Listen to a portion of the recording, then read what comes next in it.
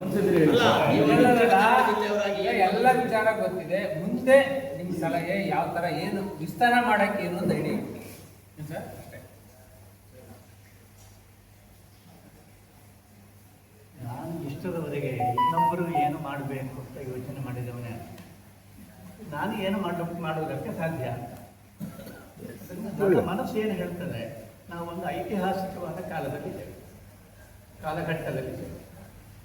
ಕಟ್ಟರಿಕಲ್ಲ, ಅದು ನಾವು ಹೇಳ್ತಾ ಇದ್ದೀವಿ ಒಂದು ವಾಗಾಡಂಬರ. ನಿಜವಾಗಿ ಅಂದರೆ ಐತಿಹಾಸಿಕತೆ ಅಂತ ಹೇಳಿದರೆ ನೀವು ಯಾವುದೇ ಆದರೂ ಒಂದು ರೀತಿಯಲ್ಲಿ ಸ್ಪಂದಿಸಲೇಬೇಕಾದ ಒಂದು ಅನಿವಾರ್ಯತೆ. ಈಗ ಈ ಕ್ಷೇತ್ರದಲ್ಲಿ ಏನೆಲ್ಲ ಆಗ್ತಾ ಇದೆ, ಇದಕ್ಕೆ ನೀವು ಒಂದಲ್ಲ ಒಂದು ರೀತಿಯಲ್ಲಿ ಸ್ಪಂದಿಸಲೇಬೇಕಾದ ಒಂದು ಅನಿವಾರ್ಯತೆ ಈ ಕಾಲಘಟ್ಟದಲ್ಲಿ ಇದೆ. ಆದ್ದರಿಂದ ನಾವು ಇದನ್ನು ಐತಿಹಾಸಿಕ ಅಂತ ಹೇಳೋದು. ಸುಮ್ಮನೆ ಇರಲಿಕ್ಕೆ ಸಾಧ್ಯ, ನೀವು ಏನಾದರೂ ಮಾಡಲೇಬೇಕಾಗಿದೆ ಸಾಧ್ಯವಾಯಿತು. ಈಗ ಇಲ್ಲಿ ಇರುವ ಪ್ರಾಬ್ಲಮ್ಗಳೇನು, ಯಾಕೆ ಇದು ಐತಿಹಾಸಿಕ ಅಂತ ಹೇಳಿದರೆ, ಇದನ್ನು ಧರ್ಮಸ್ಥಳದಲ್ಲಿ ಏನೆಲ್ಲ ಅಕೃತ್ಯಗಳು ಅನ್ಯಾಯಗಳು ಆಗುತ್ತಾ ಇವೆ ಅದು ಎಲ್ಲರಿಗೂ ಗೊತ್ತಿದೆ. ಅದು ಅನ್ಯಾಯ ಅಂತ ಎಲ್ಲರಿಗೂ ಗೊತ್ತಿದೆ. ಆದರೆ ಅದನ್ನು ದಿಕ್ಕಚ್ಯುತಿ ಮಾಡಲಾಗಿದೆ. ಮಾಡುವ ಪ್ರಯತ್ನಗಳನ್ನು ಎಲ್ಲರೂ ಬಹಳ ಜನ ಮಾಡ್ತಾ ಇದ್ದಾರೆ, ಮಾಧ್ಯಮಗಳು ಮಾಡ್ತಾ ಇದ್ದಾರೆ. ದಿಕ್ಚ್ಯುತಿ ಅಂತ ಹೇಳಿದರೆ ಈಗ ಹೋರಾಟ ಮಾಡ್ತಾ ಇದ್ದೇವೆ ನಾವು ವೀರೇಂದ್ರ ಹೆಗಡೆಯವರ ವಿರುದ್ಧ, ಅವರ ಆಕ್ರಮಣಗಳ ವಿರುದ್ಧ. ಇದನ್ನು ಅವರು ಹೇಗೆ ಬಿಂಬಿಸ್ತಾರೆ, ಇದು ಧರ್ಮಸ್ಥಳ ಕ್ಷೇತ್ರದ ವಿರುದ್ಧ ಮಾಡತಕ್ಕ ಹೋರಾಟ, ಇದು ಹಿಂದೂ ಧರ್ಮದ ವಿರುದ್ಧ ಮಾಡತಕ್ಕ ಹೋರಾಟ, ಕ್ಷೇತ್ರದ ಪಾವಿತ್ರ್ಯವನ್ನು ನಾಶ ಮಾಡತಕ್ಕ ಹುನ್ನಾರ ಇತ್ಯಾದಿ ಹೇಳ್ತಾರೆ. ಇದು ಯಾಕೆ ಹೇಳ್ತಾರೆ? ಇದು ನಿಮ್ಮ ಮಾತಿಗಿಂತ ಹೆಚ್ಚು ವೇಗವಾಗಿ ಜನರ ಮನಸ್ಸನ್ನು ಮುಟ್ಟುತ್ತದೆ. ಅದಕ್ಕೆ ಧಾರ್ಮಿಕ ಹಿನ್ನೆಲೆ ಇದೆ. ಕ್ಷೇತ್ರದ ಪಾವಿತ್ರ್ಯ ನಷ್ಟ ಆಗ್ತಾ ಇದೆ ಅಂತ ಹೇಳಿದರೆ ಅವರು ಹೇಳಿದ್ರಲ್ಲ, ಅದನ್ನು ಮಾಧ್ಯಮಗಳು ಹೇಗೆ ಎಂತ ಮಾಡ್ತಾರೆ, ಅದನ್ನು ವೀರೇಂದ್ರ ಹೆಗಡೆ ಅವರನ್ನು ಜೈಲಿಗೆ ಕಳಿಸುವುದೇ ನಮ್ಮ ಗುರಿ ಅಂತ ಇಷ್ಟು ಮಾತ್ರ ಅದನ್ನು ಹೇಳ್ತಾರೆ. ನೋಡಿ ಅವರ ಉದ್ದೇಶ ಹಾವಂದರು ಯಾವ ರೀತಿ ತಿರುಚುವುದಕ್ಕೆ ಸಾಧ್ಯ, ಕಲೆಯವರು ಇದನ್ನು ಗುರುತಿಸಬೇಕು. ಕಲೆ ಅಂತ ಹೇಳಿದರೆ ಅದು ಮಾತನ್ನು ತಿರುಚುವುದು. ಹೇಗೆ ಎಲ್ಲ ಇದನ್ನು ಮಾಡುವುದಕ್ಕೆ ಸಾಧ್ಯ, ಜನರ ಮನಸ್ಸನ್ನು ಹೇಗೆ ನಮ್ಮ ವಶಕ್ಕೆ ತೆಗೆದುಕೊಳ್ಳುವುದಕ್ಕೆ ಸಾಧ್ಯ ಅಂತ ಬಹಳ ಸೂಕ್ಷ್ಮವಾಗಿ ಕೆಲಸ ಮಾಡ್ತಾ ಇದ್ದಾರೆ. ಈಗ ನಾವೇನು ಮಾಡಬೇಕಾದದ್ದು, ಇದನ್ನು ಮಾಡ್ತಾ ಇದ್ದಾರೆ. ನಾವು ಮಾಡಬೇಕಾದದ್ದು ಈ ಹೋರಾಟವೇ ಧರ್ಮ ಹೇಳಬೇಕಾದದ್ದು. ಅಕೃತ್ಯಗಳು ಆಗುತ್ತಾ ಇದ್ದಾವಾಗ ಅದನ್ನು ನೀವು ಯಾವುದೇ ಆದರೂ ಒಂದು ರೀತಿಯಲ್ಲಿ ಸಮರ್ಥಿಸಿದರೆ ಆ ಸಮರ್ಥನೆಯೂ ಕೂಡ ಪಾಪವೇ, ಅದು ಅಧರ್ಮವೇ ಅಂತ ತೋರಿಸಬೇಕಾಗುತ್ತೆ.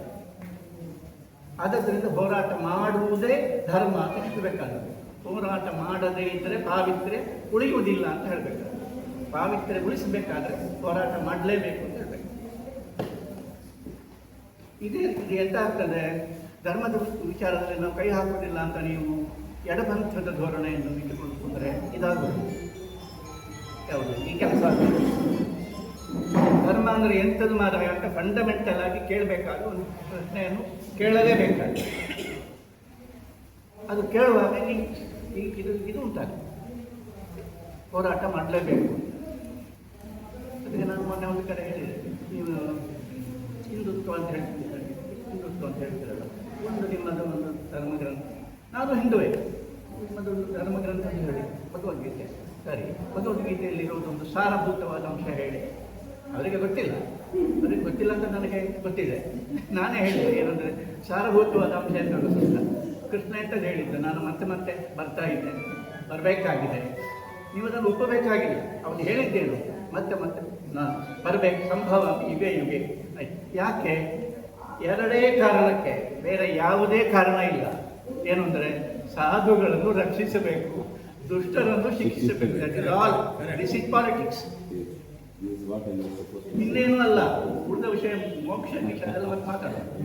ಮೊದಲು ಇಲ್ಲಿ ಆಗಬೇಕಾದದ್ದೇನು, ದುಷ್ಟರಿಗೆ ಶಿಕ್ಷೆ ಆಗಬೇಕಾದದ್ದು ಕೃಷ್ಣನ ಉದ್ದೇಶ. ಈಗ ನೀವು ನಾನು ಕೃಷ್ಣನನ್ನು ಒಪ್ಪುವುದಿಲ್ಲ ಅಂತ ಹೇಳಿದ್ರೆ ಹೋಯ್ತು. ನಾನು ಒಪ್ಪಬೇಕು ಅಂತ ಅಲ್ಲ ಹೇಳ್ತಾ ಇದ್ದೀನಿ, ಇದನ್ನು ಒಪ್ಪಬೇಕು ಅಂತ. ಜನರ ಮನಸ್ಸನ್ನು ಅವರು ಹೇಗೆ ಮುಟ್ಟುತ್ತಾರೆ, ಯಾವ ದಾರಿಯಲ್ಲಿ, ವೀಕ್ನೆಸ್ ಯಾವುದು ಅಂತ ಅದರ ಮೂಲಕವೇ ನಾವು ಹೇಳಬೇಕು. ಆದ್ದರಿಂದ ದುಷ್ಟರಿಗೆ ಶಿಕ್ಷೆ ಆಗಬೇಕಾಗಿದ್ರೆ ಬನ್ನಿ ನಮ್ಮೊಟ್ಟಿಗೆ. ಯಾಕೆ ನಮ್ಮ ಉದ್ದೇಶವೇ ಅದುವೆ, ಅಜೆಂಡವೇ ಅದುವೆ, ಅವರು ತಪ್ಪಿಸ್ಕೊಳ್ಬಾರ್ದು. ನೋಡಿ, ವೀರೇಂದ್ರ ಹೆಗಡೆಯವರಿಗೆ ಜೈಲಾದ ಕ್ರಾಂತಿ ಆಗೋದು ಒಂದು ಅರ್ಥದಲ್ಲಿ. ಯಾವ ಅರ್ಥದಲ್ಲಿ? ಏನಂದರೆ ನಾವೆಲ್ಲರೂ ಹೆಚ್ಚಿನವರೆಲ್ಲರೂ ಕೂಡ ಒಳಗಿನಿಂದ ಸಜ್ಜನರೇ, ಯಾರು ಕೆಟ್ಟ ಆಗಬೇಕಂತ ಬಯಸುವುದಿಲ್ಲ. ಏನೋ ಕೆಲವರು ಕೆಟ್ಟಿರ್ತಿದ್ದಾರೆ, ಇವರಿಗೆಲ್ಲರಿಗೂ ಕೂಡ ಆಗಬೇಕಾದ ಕೊನೆಗಾದರೂ ನೋಡಿ, ಕೊನೆಗಾದರೂ ಹೀಗಾಯಿತು ಒಂದು ರೀತಿಯಲ್ಲಿ ಅದಾಗಬೇಕು. ಅದಾಗದೇ ಇದ್ದರೆ ಸಪೋಸ್ ಅವರನ್ನು ಯಾರಿಗೂ ಏನು ಮಾಡಲಿಕ್ಕೆ ಸಾಧ್ಯ ಇಲ್ಲ, ಇದನ್ನು ನನಗೆ ಹೇಳಲಿಕ್ಕೆ ಮನಸ್ಸಿಲ್ಲ, ಹಾಗೇ ಆಗ್ತದೆ. ಒಂದು ವೇಳೆ ಆಗದೇ ಇದ್ದರೆ, ಅವರು ಇದರಿಂದೆಲ್ಲ ಪಾರಾದರೆ ಆಗ ಏನಾಗ್ತದೆ ಅಂತ ನೀವು ಯೋಚನೆ ಮಾಡಿ.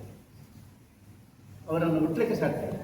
ಅವರು ಎಲ್ಲ ಅವರ ಅನಾಚಾರಗಳು, ದುರಾಚಾರಗಳು ಎಲ್ಲರಿಗೂ ಗೊತ್ತಿದೆ. ಅದು ಮತ್ತೆ ಹೇಳಬೇಕಾದದ್ದೇ ಇಲ್ಲ. ಇಂಥ ಒಬ್ಬ ದುರಾಚಾರಿಗೆ ಏನೂ ಆಗಲಿಲ್ಲ ಅಂತ ಹೇಳಿ ಆದರೆ ಏನಾದೀತು? ಇಡೀ ಸಾಮಾಜಿಕವಾದ ಒಂದು ಮನಸ್ಸು ಏನಾದೀತು? ಹೆಂಗಸರಿಗೆ ಏನಾದೀತು? ದಕ್ಷಿಣ ಕನ್ನಡದಲ್ಲಿ ದೇವಿ ದೇವಸ್ಥಾನಗಳು ಎಷ್ಟುಂಟು ಗೊತ್ತುಂಟ? ಬೇಕಾದ ಕಟ್ಟಿದೆ. ಒಬ್ಬನೇ ಒಬ್ಬ ದೇವಿಯ ಆರಾಧಕ, ಅರ್ಚಕ, ಅಲ್ಲಿಯ ದೇವಸ್ಥಾನದ ಮುಕ್ತೇಶ್ವರ ವಿರುದ್ಧ ಮಾತಾಡ್ತಾನ. ಇಲ್ಲಿ ಆಗ್ತಾ ಇರೋದು ಹೆಂಗಸರಿಗೆ ನ್ಯಾಯ. ಮುಖ್ಯವಾಗಿ ರೇಪ್ ಆ್ಯಂಡ್ ಮರ್ಡರ್, ಇದಕ್ಕಿಂತ ಹೀನಾಯವಾಗಿರ್ತಕ್ಕ ಕೆಲಸವೇ ಇಲ್ಲ.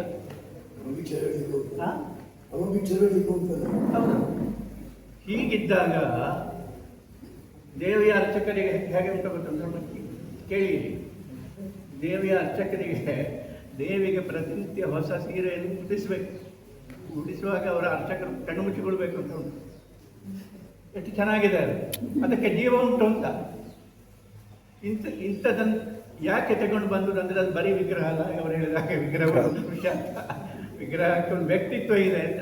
ಇದನ್ನು ಪೂಜೆ ಮಾಡುವುದು ಯಾಕೆಂದರೆ ಆ ವಿಗ್ರಹದ ಆ ವ್ಯಕ್ತಿತ್ವದ ಇನ್ನೊಂದು ರೂಪ, ಜೀವಂತ ರೂಪ ಹೆಂಗಸರಿಗೆ ಅನ್ಯಾಯ ಅಂದರೆ ಈ ದೇವಿಯ ದೇವಸ್ಥಾನದವರು ಧರ್ಮ ರಕ್ಷಣೆಗೆ ಹೆಗ್ಗಡೆಯ ಪರವಾಗಿ ಬರ್ತಾರೆ. ಎಲ್ಲಿಯ ತನಕ ನಮ್ಮದು ಪತನ ಅಂತ ಹೇಳಿದರೆ ಯೋಚನೆ ಮಾಡುವ ಸಾಮರ್ಥ್ಯವೇ ಪೂಜೆ ಮಾಡಿ ಹೊರಟು ಹೋಗಿದೆ ಇದು.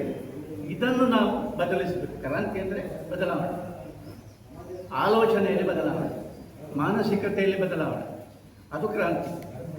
ಅದಕ್ಕೆ ಸ್ಥಾಪಿತ, ಸ್ಥಗಿತ, ಜಡ, ಪಟ್ಟಭದ್ರ, ಪ್ರತಿಗಾಮಿ, ಇನ್ನೆಂಥದ್ದು ಎಲ್ಲ ಆಲೋಚನೆಗಳವರು ನಾವು ಹೊಸ ರೀತಿಯಲ್ಲಿ ಯೋಚನೆ ಮಾಡುವುದಕ್ಕೆ ಅಡ್ಡಿಯಾಗ್ತಾ ಇದ್ದಾರೆ. ಇದು ಧರ್ಮ ಅಲ್ಲ ಅಂತ ನಾವು ಬಿಂಬಿಸಬೇಕು. ಇದನ್ನು ಮಾಡಬೇಕು. ಅದಿಲ್ಲದೇ ಇದ್ದರೆ ಇವರದ್ದು ಅವ್ಯಾಹತವಾಗಿ ಆಗ್ತಾ ಇರ್ತಾರೆ. ಇನ್ನು ನನಗೆ ಎಷ್ಟೋ ಸತಿ ಯಾಕಂದರೆ ಇವರು ಯಾವ ಮಟ್ಟಕ್ಕೆ ಹೋಗ್ತಾರೆ ಅಂದರೆ ಆತ್ಮಹತ್ಯೆಯನ್ನು ಪ್ರೇರಿಸ್ತಾರೆ. ಈಗಾಗಲೇ ಅಂತ ಸ್ಟೇಟ್ಮೆಂಟ್ ಬಂದಿದೆ ಅಲ್ಲ, ಈಗಾಗಲೇ ಅಂತ ಸ್ಟೇಟ್ಮೆಂಟ್ ಬಂದಿದೆ ನನಗೆ ಇದು ಕೊಡಿ ಅಂತ.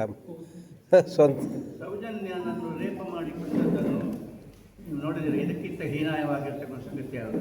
ರೇಪ ಮಾಡಿಕೊಂಡದ್ದನ್ನು ಒಬ್ಬ ಮನುಷ್ಯ ಪವಿತ್ರ ಸಾಕು, ಹಾರಿಬಲ್, ಕಲ್ಪಿಸಲಿಕ್ಕೆ ಸಾಧ್ಯ ಇಲ್ಲ. ಇದರ ಅರ್ಥ ಏನು? ಇವರು ಇಂತಹ ಪವಿತ್ರ ಸಾವುಗಳನ್ನು ಇವರು ಆತ್ಮಹತ್ಯೆಯನ್ನು ಪ್ರೇರಿಸ್ತಾರೆ. ಮತ್ತೆ ಪ್ರೇರಿಸ್ತಾರೆ. ಇವರು ಪ್ರೇರಿಸುವಾಗ ಇನ್ನೊಂದು ರೀತಿಯಲ್ಲಿ ಕೋಲಾಹಲ ಆಗ್ತದೆ. ಇದು ಎಲ್ಲವೂ ಕೂಡ ಮಾನಸಿಕತೆಯ ಮೇಲೆ ನಿಂತಿದೆ. ಜನರ ಮನಸ್ಸನ್ನು ಹೇಗೆ ತಮ್ಮ ಕೈವಶ ಮಾಡಿಕೊಳ್ಳಬೇಕು ಎನ್ನುವುದರಲ್ಲಿ ಧರ್ಮ ಮತ್ತು ರಾಜಕಾರಣ ಪರಸ್ಪರ ಕೈ ಮಿಲಾಯಿಸಿದೆ. ಬಸವಣ್ಣನವರ ಕಾಲದಿಂದ ಇದು ನಡೀತಾ ಇದೆ. ಅದಕ್ಕಿಂತ ಹಿಂದೆಯೂ ಇದೆ, ಇದು ಯಾವಾಗಲೂ ಇದೆ. ಇದು ಹೀಗೆ ಅದರಿಂದ ಕ್ಲಿಯರ್ ಆಗಿರಬೇಕು. ಮತ್ತು ಏನು ನಾವು ಮಾಡ್ತಾ ಇರೋದು, ನಾವು ಮಾಡದಿದ್ದರೆ ಆ ಅಧರ್ಮಿಗಳ